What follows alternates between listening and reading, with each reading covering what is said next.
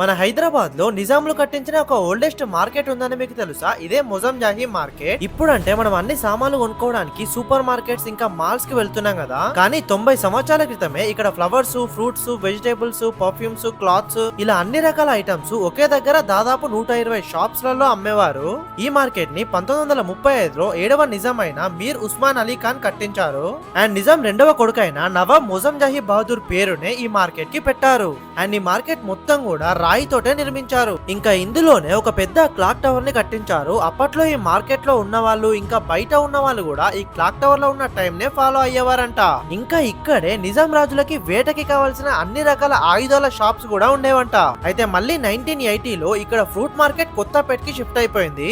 ఇంకా 2009లో flower market కూడా గుడిమల్కాపూర్ కి షిఫ్ట్ చేశారు. ఇప్పటికీ కూడా ఇక్కడ వెజిటబుల్ షాప్స్, కిరాణా షాప్స్, హుక్కా షాప్స్, ఇంకా ఒక ఫేమస్ ఐస్ క్రీమ్ షాప్ కూడా ఉంది. ఇక్కడ చాలా రకాల ఫ్లేవర్స్ తో ఐస్ క్రీమ్ దొరుకుతుంది. టేస్ట్ కూడా చాలా బాగుంది. సో ఈ మార్కెట్ ని కట్టించి దాదాపు 90 సంవత్సరాలైనా కూడా ఇంకా చెక్కు చెదరకుండా అలానే ఉంది. సో మీకు ఈ మొజంజాహి మార్కెట్ గురించి తెలుసా? తెలిస్తే కామెంట్ చేయండి. ఇంకా ఇలాంటి వీడియోస్ కోసం నన్ను ఫాలో అవ్వండి.